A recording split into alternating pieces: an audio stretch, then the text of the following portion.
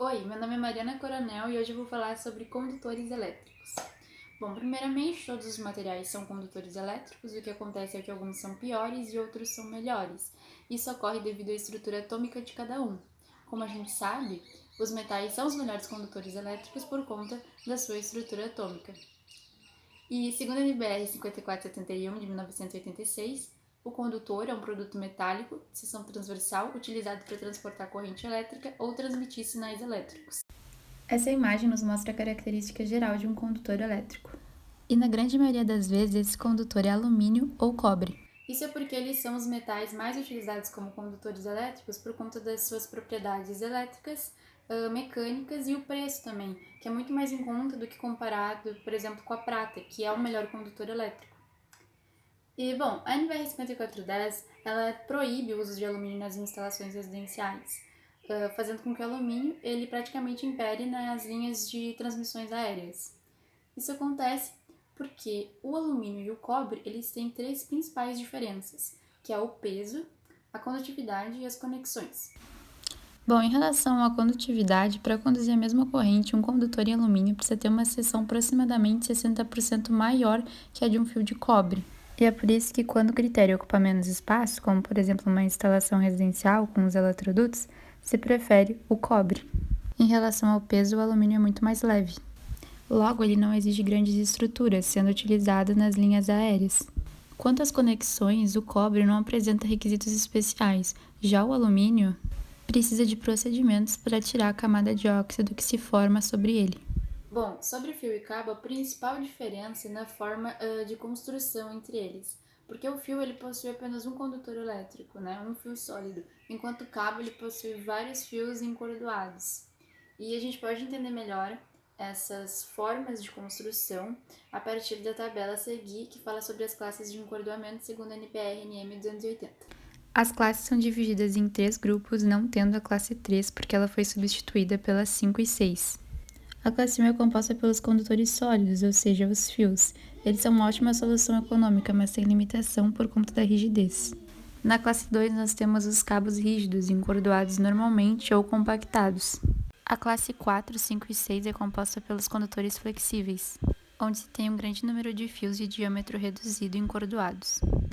Bom, agora a presente tabela nos mostra os principais tipos de condutores com base na NBR 5410. Bom, os condutores isolados são os fios ou os cabos com mais uma isolação. Os cabos unipolares são compostos pelo condutor isolado com mais no mínimo uma cobertura.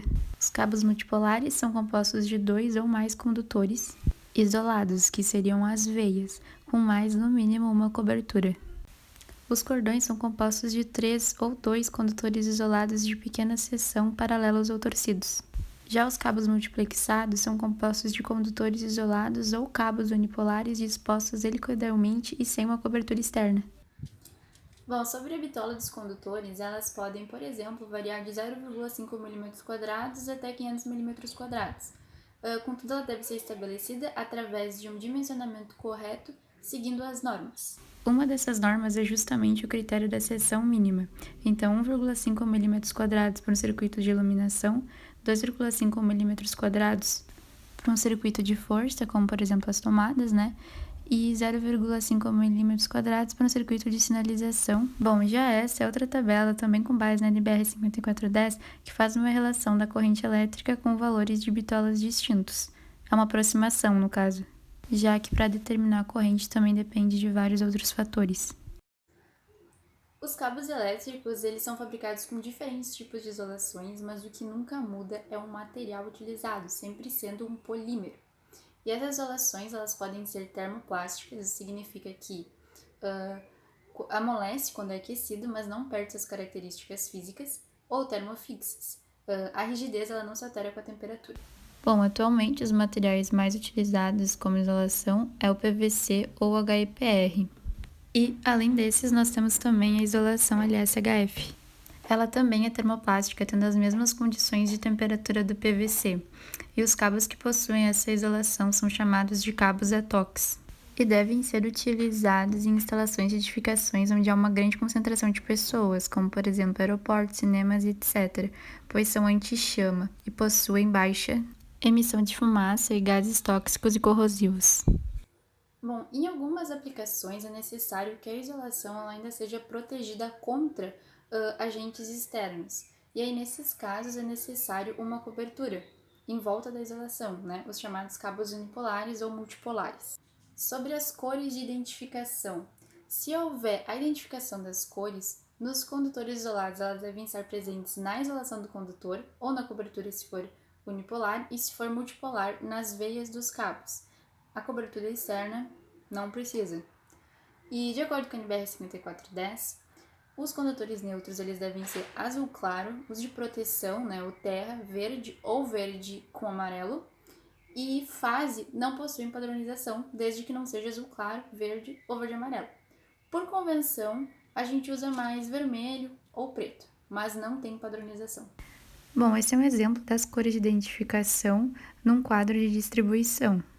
Agora, se não houvesse as cores nos próprios condutores, deveriam ser utilizados outros métodos, como, por exemplo, gravações numéricas aplicadas na isolação do cabo, adesivos, marcadores e etc., já que a NBR não obriga de fato o uso de cores para identificar o condutor. E é isso, muito obrigada pela atenção.